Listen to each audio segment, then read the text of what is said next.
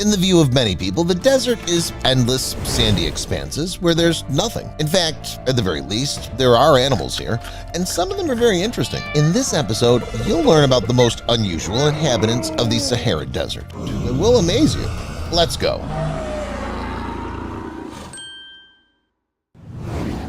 Fennec. This is the name of this cute and miniature fox that roams the expanses of the Central Sahara. Despite the fact that this creature lives in the desert, it doesn't forget about food and deliberately stays close to the thickets of grass and thick bushes, which provide it with shelter and food. Along with this, such conditions protect the fennec fox from predators. As an additional defense, this cute animal also digs underground passages through which it often moves from one point to another.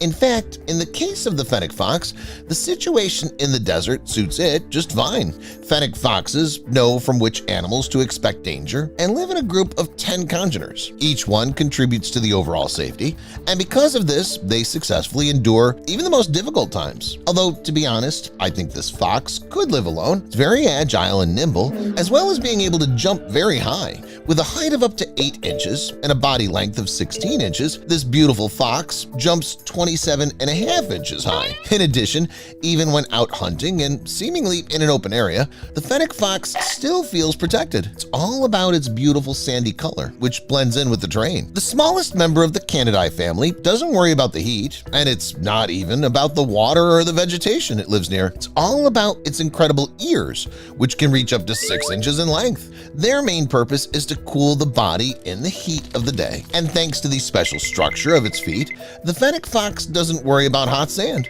One thing that faded into the background in its life is water. Of course, it's necessary for it to live, but since it's usually scarce in the deserts, the fennec fox has learned to retain moisture inside its body for a long time. Sandcat. The species of these lovely animals was discovered in Algeria in 1858. Subsequently, sandcats were discovered by zoologists of different countries and places very far from the original discovery.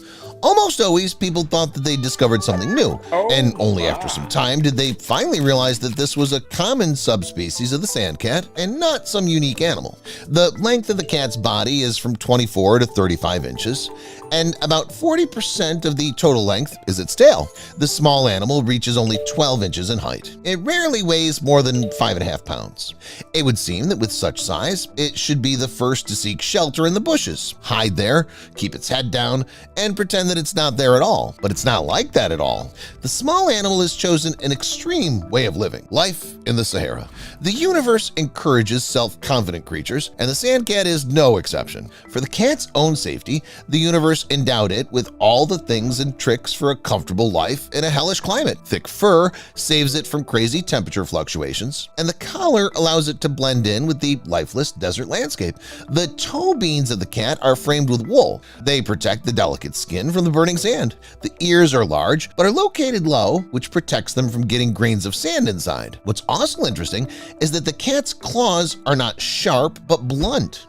These cats often dig holes in the sand, so the shovel-like shape of their toes plays to their advantage. Unlike fennec foxes, sandcats do not gather in groups of even a few individuals. They're active in the dark and do everything alone, so they're more comfortable about their own stealth because they're responsible only for themselves. In addition, in search of food, the cat can run up to 6 miles. Why would it need someone that, in theory, may get tired or simply fall behind? The cat's diet includes desert rats, lizards, spiders, snakes, birds, and their eggs. By the way, the sand dweller can go several weeks without water, getting moisture solely from the game it catches. Northwest African cheetah. Yeah, you heard that right. Cheetahs live in the desert too. Amazing, isn't it? I mean, it turns out that along with these stately and dangerous predators, such small and cute foxes and cats manage to survive. Although, in the case of this cheetah, I don't even know what I should be more worried about, the fennec fox or this predator, because it's on the brink of extinction. Fewer and fewer individuals are being found. In 2008, it was thought that there were less than 250 representatives of the subspecies. And no, of course, no one confused this cheetah with its relatives or vice versa. The Northwest African cheetah is distinct distinguished by its short coat, which is almost white with spots that go from black on the spine to light brown on the legs.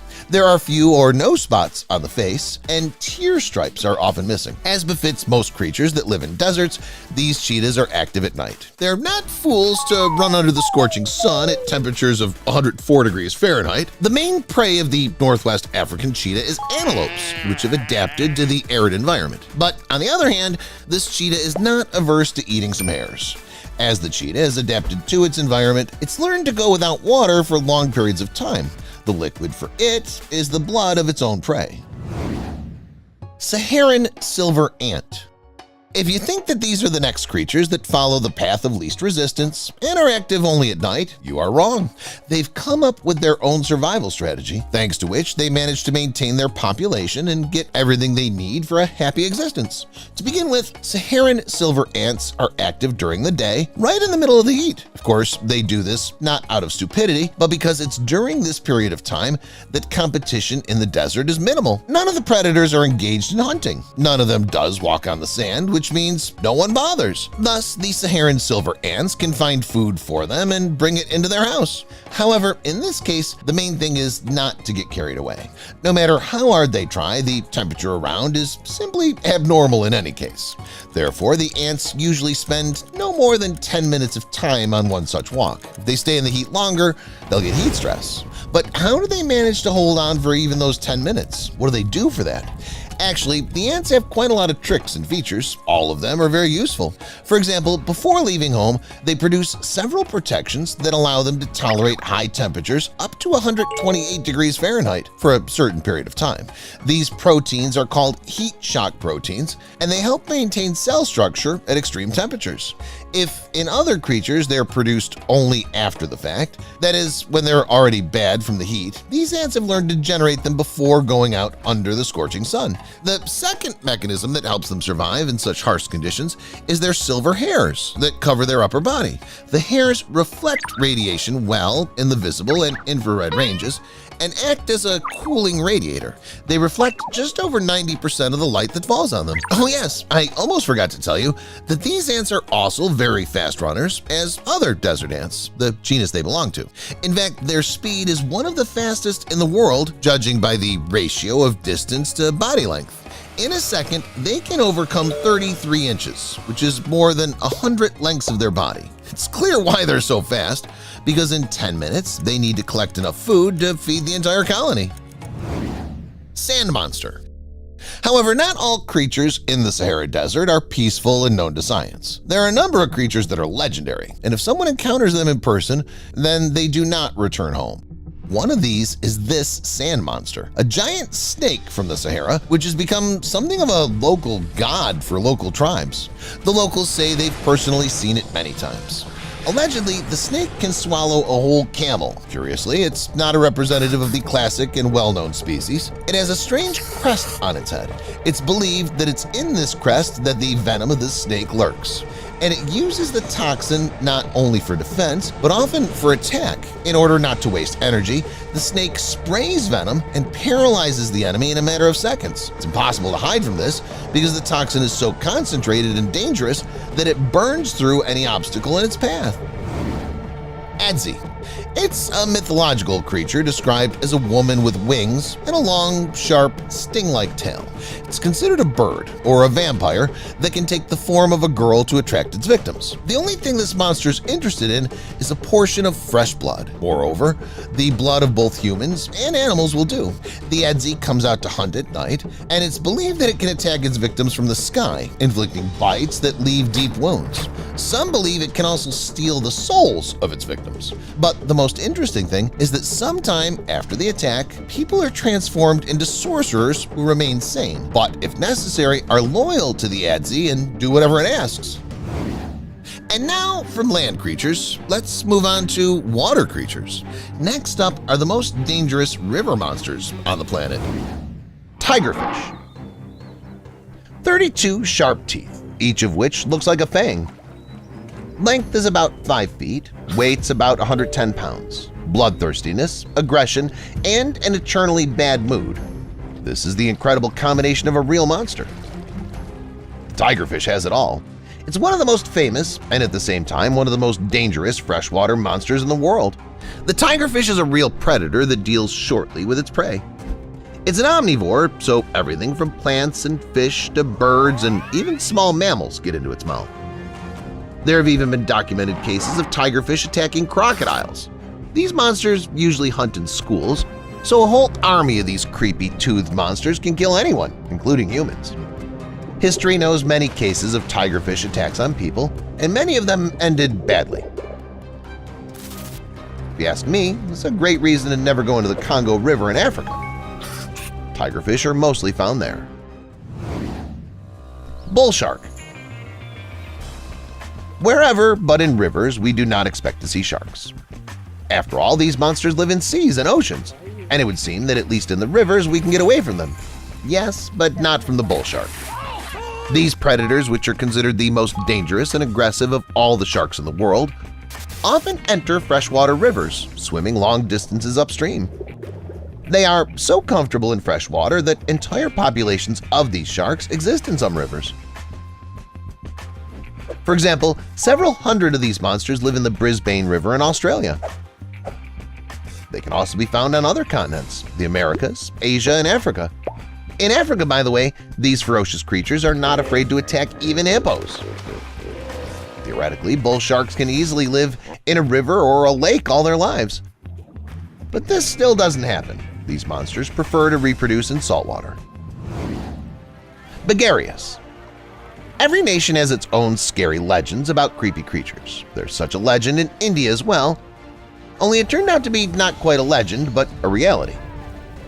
The main protagonist, or actually antagonist, is the catfish called behaviourists or goonch. This is a species of local catfish distinguished by a particular ferocity and ruthlessness. It's believed that they reach 6.5 to 10 feet in length and weigh about 330 pounds. Goonch catfish mostly burrow on the ground and rise to the surface only for food. Having found something edible, the catfish seizes its prey, drags it to the bottom, and devours it. That'd be all right, but even humans become its prey. Since the 1990s, several cases of attacks on local people have been recorded. It's believed that the locals themselves are to blame for spawning such monsters. According to one version, behaviourists' predilection for human flesh was formed because of an ancient Indian custom. After the funeral pyres, local residents lower the remains of deceased people into the rivers, which are dragged away by river inhabitants. Over time, goonch catfish like this new diet, and now they eat not only the remains but also living people. Catfish in general are capable of surprising. In many ways, they're often presented as fairly harmless creatures with funny mustache. There's little that's funny about catfish. At least the flathead catfish, the next animal of this episode, makes you feel discomfort, not smile. These fish live in the rivers of North America. They're quite large. The body length can reach 13 feet, and the weight up to 880 pounds. Although usually there are smaller individuals. But the main thing in these catfish is not the size, but the teeth and the jaws. Flathead catfish have trained them by eating carrion, but they don't eat only dead creatures. Flathead catfish hold river dwellers at bay, and they also attack waterfowl, small pets, and even humans. If a person is caught in the powerful jaws of this fish, they have almost no chance of getting away unharmed. At a minimum, they'd be injured, and at a maximum, they'd become a victim. Strange disappearances of swimmers and fishermen have been reported in North America, and locals believe it's the fault of the man-eating flathead catfish. Muskellunge. As it turns out, North American rivers are very dangerous places. You might find a creepy flathead catfish, a bull shark taking a break from the saltwater, or the largest pike in the world. This is the muskellunge. This pike can reach up to 6 feet in length and weigh about 66 pounds. Like all pikes, the muskellunge can boast gnarly teeth that easily do the job and deal with prey perfectly. Most of the muskellunge diet consists of fish, but can also include crayfish, frogs, ducks, snakes, mice, birds, and other small animals. The muskellunge bites can cause serious injury to humans as well. Moreover, the muskellunge doesn't just bite or defend cautiously, Often it tries to drag the victim to the very bottom. There have been reported a few cases of these fish attacking humans, but no fatalities have been reported so far. Let's keep it that way. Anaconda. But this notorious monster is responsible for the lives of some people. According to rumors, the giant anaconda has sent several people to Kingdom Come. And if you put rumors aside, at least there's no doubt that anacondas attack humans. It does happen. And yet, the anaconda cannot be called extremely dangerous to humans. But it's a real monster for all South American animals. The anaconda is the heaviest snake in the world, weighing tens of kilograms. Some individuals can even weigh up to 220 pounds. Add to this the enormous length and incredible grip with which the reptile literally crushes its opponents, and you'll get an extremely dangerous animal. Anyone in the wrong place at the wrong time runs the risk of falling prey to the huge snake. The anaconda's prey includes capybaras, iguanas, and even caimans. Only powerful jaguars and fearless otters can compete with anacondas. Piara. South America is famous for other river monsters, and the piara is the next of them. This monster is also known as Hydrolycus scomberoides, but it's much better and easier to remember by another name, vampire fish. No, the piara does not emerge from its den at night, does not bite into the necks of jaguars and caimans, and does not fly away on its wings. The piara doesn't drink the blood of its victims, and it's so nicknamed because of its terrifying teeth. They're so large and sharp that they don't fit in the jaw, but nature's provided for everything. There are special holes in the upper jaw, thanks to which the two longest fangs, located on the lower jaw, do not pierce the upper jaw. It's commonly believed that the most dangerous fish in South America are the notorious piranhas, but this isn't true. The piara kill piranhas as easily as shelling peas, and in general, vampire fish hunts on almost anyone that's smaller than it. The piara also attacks humans, but this doesn't happen very often. Giant freshwater stingray. Like catfish, stingrays are not as simple as they seem. For example, in cartoons and animated movies, they're often portrayed as good-natured. Remember Finding Nemo, where the stingray would take the fish to school and sing them songs? But in reality, it's not like that. Many stingrays are real monsters. And the giant freshwater stingray is proof of that. This is a real giant, which can reach almost 6.5 feet in width and weigh up to 1,300 pounds. It lives in large rivers in Southeast Asia, and other river dwellers probably take this stingray for a flying saucer. So huge is it. These flat monsters feed on crustaceans and mollusks, which they detect by means of electroreception. If necessary, stingrays can fight back even large predators. They have a long venomous spine. It easily pierces not only the skin but also the bones. This also applies to humans. In addition, the giant freshwater stingray is capable of flipping the boats of humans who stay too long in its habitat. Yeah, that's certainly not a creepy tigerfish and certainly not a shark, but the giant freshwater stingray is still very dangerous, and you should stay away from it. What monsters inhabited the rivers and seas millions of years ago? Keep watching to find it out. Cladocelache. The first shark-like creatures appeared over 450 million years ago. But the oldest evidence of sharks is about 400 million years old. Thus, the Cladocelache shark is one of the first sharks in history, as well as one of the most fearsome. This shark was characterized by its scary face, powerful jaws, and sharp teeth. It also had a slender, streamlined body, which means that Cladocelache was fast-moving. The upper jaw of the shark was attached to the cranium from the front and back, not only from the back. Thus, unlike modern sharks, Cladocelache couldn't open its mouth wide, but this only gave it an even creepier appearance. It was also complemented by the almost complete absence of scales on its body. Given the incredible age of the shark, scientists cannot fully describe it, but it appears that Cladocelache was a very formidable predator of its time. Tychidus. Next up is Tychidus, large prehistoric sharks that grew up to almost 49 feet in length. That is, they were about the same size as modern whale sharks, the largest of today's sharks. However, unlike them, the creepy Tychidus sharks were predators. The animal's jaw contained a large number of teeth. They could total up to 550. Because of these teeth, predatory instincts, and large size, Tychidus easily gnawed shells and chitin of mollusks and crustaceans. It hunted mainly on them. Don't think that they were small crustaceans. They were giants. Just look at this fossil. Such big creatures ended up in the teeth of the terrible Tychidus. Inhabitants of seas of the northern hemisphere had a hard time. It was there that Tychidus swam. By the way, at one time they were the largest fish in their habitat. Helicoprion. Helicoprion is rightly considered one of the strangest, most unusual, and creepiest fish of all time. And one look at this creature is enough to understand why this is so. These fish are not sharks in the modern sense of the word, but representatives of primitive cartilaginous fish, close to the ancestors of chimeras as sharks. But that's not so important now. Far more important is the jaws of Helicoprion. It differs markedly from the jaws of other sharks and marine animals in general. Outwardly, it looks like a circular saw. In fact, it worked like a circular saw. Scientists have modeled the principle of the Helicoprion's jaw, which is called the spiral.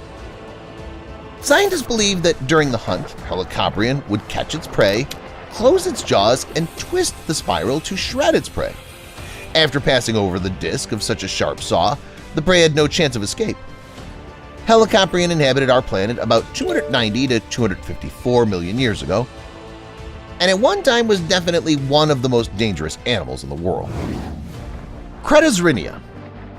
Cretosrhynia, or the Ginsu shark, is often compared to the modern great white shark. It makes sense. They're even similar in appearance. But Cretosrhynia was bigger. It was up to 26 feet long and weighed over 3 tons. Like modern great white sharks, the Ginsu shark was one of the main predators of the world ocean. These monsters didn't hesitate to attack even such dangerous creatures as mosasaurs. This is confirmed by the findings of scientists who found teeth marks from the Cretosrhynia on the bones of small mosasaurs. These sharks also hunted on large turtles, plesiosaurs, bony fish, and other sharks. As a rule, the hunt was successful. The strong and smooth teeth of these sharks allowed them to kill relatively large animals with ease. And many of their preys were simply swallowed whole. Scientists believe that Ginsu sharks rushed at their enemies at high speed so that the blows were as powerful and effective as possible. However, Ginsu sharks themselves became preys as well. Mosasaurs took revenge on these sharks for their congeners. The extinction of Cretosrhynia is often attributed to the fact that large mosasaurs flourished. And the next shark never went extinct, though it may also be called a prehistoric shark. I'm talking about the goblin shark. Many of you have definitely heard about it. This unusual shark is called a living fossil. It's believed that the first goblin shark appeared on our planet as early as 125 million years ago. These sharks have managed to survive a lot to live to this day. The goblin shark is one of the creepiest sharks of all time, and not only among its prehistoric relatives. It has a snout with a long outgrowth, long jaws that can extend far out, a pinkish coloration, some vessels showing through the skin, and so on. No matter how you look at this creature, you can't call it beautiful. Fortunately for us, it's almost impossible to encounter the goblin shark in the wild. It lives at a depth of 650 feet, hunts in the dark on squid, fish, and crabs, and has no intention to rise to the surface. However, it's bad news for scientists. Because of this, they cannot properly study the prehistoric species. So the goblin shark still remains poorly studied. Adestus. Do you remember Helicoprion or its saw-shaped jaw? Well, this is not the only such animal. Meet Adestus. You could call it the great-great-great-grandfather of Helicoprion. You can see why. This fearsome creature had an equally fearsome jaw. Only if Helicoprion had a circular saw in its mouth, Adestus had something like serrated scissors. Because of this, Adestus is sometimes called the scissor-tooth shark. It's still unknown exactly how Adestus used its scissors. According to one version, the jaws worked exactly like usual scissors and literally cut through the poor prey. According to another version, the shark crashed into the side of the large animal and used its jaws, tearing the flesh, as a huge toothed battering ram. This approach could kill its prey almost instantly, allowing Adestus to eat in peace. What do you think? How do you think Adestus used their scissor jaws? Share your thoughts in the comments. Xenacanthus. This is perhaps the most unpleasant shark imaginable.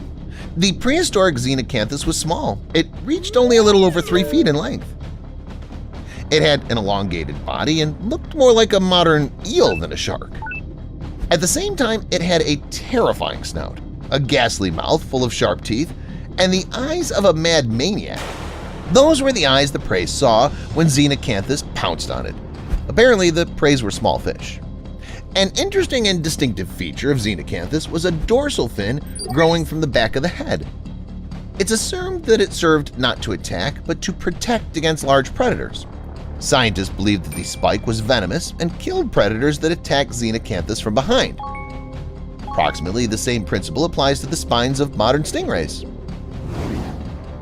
Stethocanthus.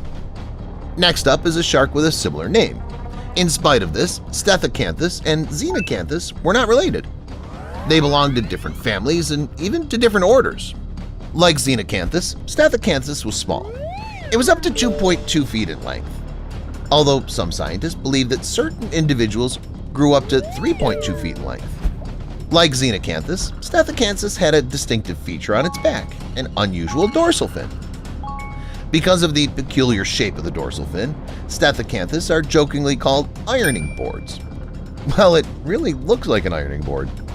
If in the case of Xenacanthus everything is more or less clear, it's still unclear why Stethocanthus needed such a fin. Perhaps it played a protective role, or perhaps it was designed to attract females. The second version may be the truth because only males had such fins. Squalocorax. The next sharks differ from many of their prehistoric and modern relatives, at least because Squalocorax tended to feed mainly on carrion. The tendency of these sharks to such a diet was the reason for their common name, crow sharks. In general, crow sharks were quite large and, of course, creepy creatures. They grew up to 6.5 to 16 feet in length. Outwardly, they were similar to modern requiem sharks, but the shape of their teeth resembles that of the tiger shark. And the tiger shark, by the way, is considered to be one of the most dangerous modern sharks. I've told you about as many as 9 prehistoric sharks, but it feels like someone's still missing. Do you think so too? Well, to top it off, let's look at the most famous prehistoric sea monster. Of course, it's Megalodon. It'd be wrong to do without this shark, which is the creepiest, strongest, and largest of all sharks in history. These giants grew up to 50 to 65 feet in length and weighed up to 50 tons. However, scientists are still finding fossils, and based on them, they calculate that some megalodons were even heavier and longer. These sharks hunted mercilessly and could finish off any creature in the world ocean, including pinnipeds, sirens, and even whales. Not long ago, scientists concluded that Megalodon could have swallowed even the modern killer whale, the main predator of the modern ocean. Fortunately, the largest shark of all time went extinct millions of years ago. But who knows, maybe there are still a few dozen megalodons swimming somewhere in the Pacific or Atlantic Ocean. After all, if the goblin shark managed to survive to this day, so might megalodons have made it.